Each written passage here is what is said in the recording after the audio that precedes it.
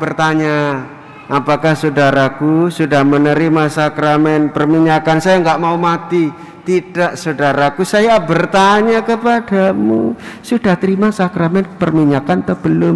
Aku mau nek terima sakramen perminyakan, kok aku ndang budal mati.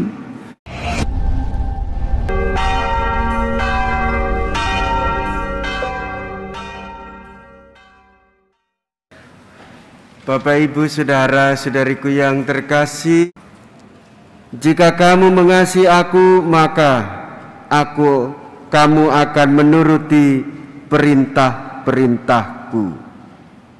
Aku akan minta kepada Bapa dan Ia akan memberikan kepadamu seorang penolong yang lain. Dialah Roh Kudus, Roh Bapa, Roh Kristus sendiri. Dialah Roh penghibur, dialah Roh kebenaran yang membawa kita di dalam hidup yang benar, mengenang Yesus yang menderita untuk keselamatan kita. Dialah yang mengarahkan kita pada Yesus yang telah bangkit untuk menebus jiwa-jiwa kita supaya kita hidup kembali bersama dengan Allah. Pesan Yesus kepada para muridnya memberikan kekuatan untuk terus bersaksi. Lalu bagaimana dengan kehidupan kita sebagai orang-orang Kristiani? Saudara-saudariku yang terkasih, Roh Kudus, Roh penolong, Roh kebenaran ini dua hal yang menjadi sumber kekuatan bagi kita. Dialah Roh cinta kasih, satu. Dua, dialah Roh persatuan. Jika kita tidak mau hidup di dalam persatuan dengan Allah Tritunggal, maka kita akan mengalami kesulitan hidup di dalam kebenaran iman. Jika kita menolak cinta, maka kita akan selalu mengalami kesepian dan merana sepanjang masa. Maka sudah sepatutnya sebagai orang beriman, ya saya menyatakan diri sebagai orang beriman. Satu tandanya adalah kita menerima sakramen baptis, Roh Kudus diturunkan pada diri kita dan kita menjadi anak Allah. Kita menerima warisan janji Allah, yaitu kebenaran hidup beriman. Dan kita ditumbuhkan di dalam perayaan Ekaristi, berdoa bersatu dan terus dibersihkan dari dalam, supaya kita bertumbuh dalam kebenaran dengan menyantap tubuh Kristus. Makan santapan rohani tubuh Kristus sendiri, kita juga menerima Roh Kudus dalam sakramen Krisma. Maka Bapak Ibu saudara-saudari, penyadaran bagi kita yang sudah menerima Krisma menjadi orang-orang yang dewasa dalam iman dan bersaksi sebagai orang beriman dewasa. Itu tandanya seperti apa? Berkorban diri untuk keselamatan orang lain, bukan mengorbankan orang lain untuk kekayaan pribadi. Salib Kristus yang menjadi sumber kekuatan bagi kita. Siapakah yang memampukan kita untuk melihat salib Kristus? Yaitu Roh Kudus yang membimbing kita.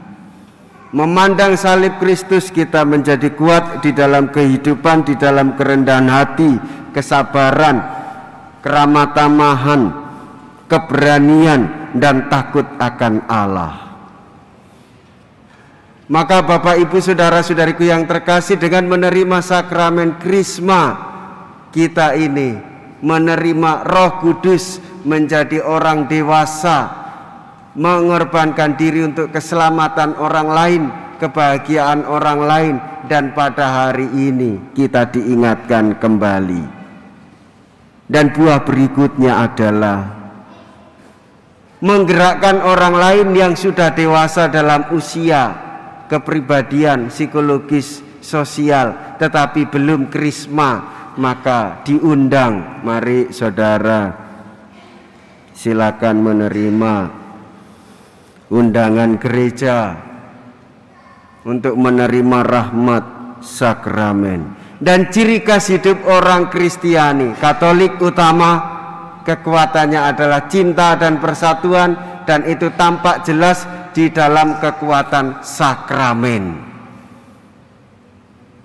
Sakramen-sakramen gereja menandakan kehadiran Allah di dalam kehidupan keseharian kita. Dan siapa yang membuka itu supaya kita tahu, mengerti dan memahami serta mampu melaksanakannya dan bertindak secara dewasa dalam iman setiap hari?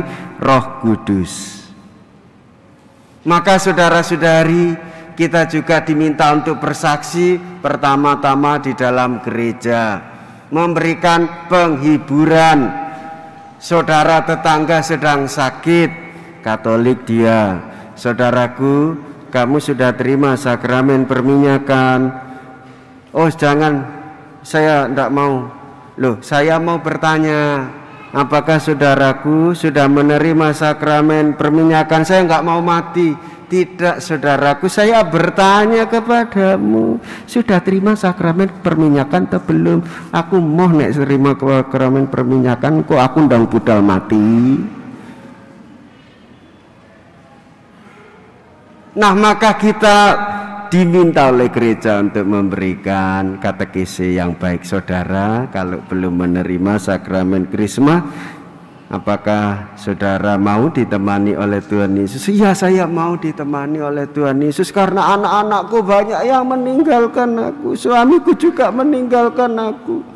Dulu aku kaya, sekarang miskin, ditinggalkan oleh suamiku. Ternyata aku baru tahu dia itu cuma pengen uangku dan kecantikanku. Setelah peyot dia tinggalkan aku. Ya, sekarang Tuhan Yesus datang melalui imamnya dan umat yang baik berkumpul untuk berdoa bagi ibu. Mau ya terima sakramen perminyakan? Iya, saya mau. Mau dia.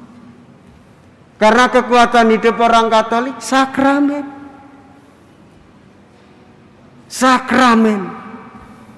Anda bisa bahagia duduk merayakan Ekaristi, bahkan di dalam perkawinan kekuatannya sakramen.